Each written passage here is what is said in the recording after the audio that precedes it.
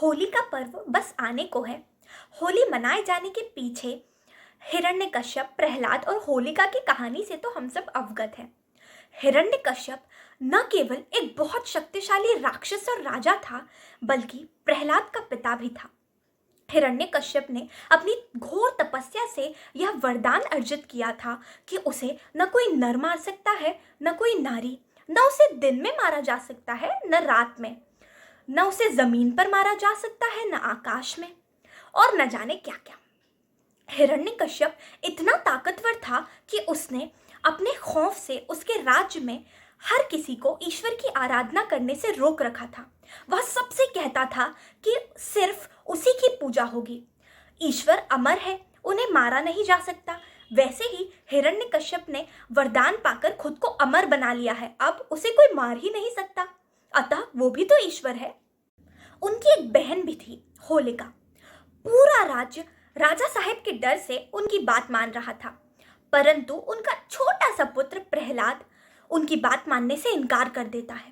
पहले तो उसे बहुत लालच दिए गए, वह नहीं माना तो उसे अलग अलग तरीके से डराया धमकाया गया, फिर भी नहीं माना तो उसे अलग अलग तरीकों से मारने का प्रयत्न किया गया। न तो वह मर रहा था, न ही बात मान रहा था। अंततः बुआ जी की एंट्री हुई।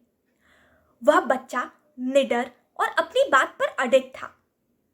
बुआ जी, जो कि फायर प्रूफ थी, प्रहलाद को लेकर आग में जाकर बैठ गईं। अब बुआ जी तो फायर प्रूफ थी, तो उन्हें जलना नहीं चाहिए था, परंतु अंततः हुआ ये कि फायर प्रूफ बुआ जी जल गईं और प्रहलाद बच गया। यदि हम हिरण्यकश्यप और होलिका को देखें तो उन्होंने घोर तपस्या तो की, परंतु उससे मिले वरदान का उन्होंने किस ओर उपयोग किया। हिरण्यकश्यप और होलिका, जिन्होंने अनुशासन, कठिन परिश्रम और धैर्य से वरदान हासिल किए, आखिरकार उनका अंत क्या हुआ?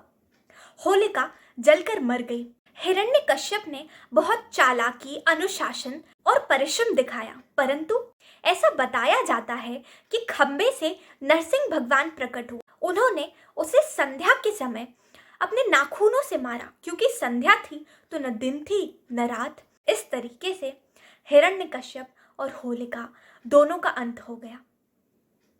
आज बड़े दुख की बात है कि हमारे आसपास अनुशासित और परिश्रमी हिरण्यकश्यप और होलिकाएं तो हैं, परंतु प्रहलाद नहीं। जो कुछ आज होली के नाम पर होता है, उसमें मात्र होलिका ही होलिका है, प्रहलाद तो कहीं नहीं। होली का मर्म है कि किसी भी कीमत पर असत्य का साथ नहीं देना है, चाहे वह कितना ही शक्तिशाली क्यों न हो। धन्यवाद।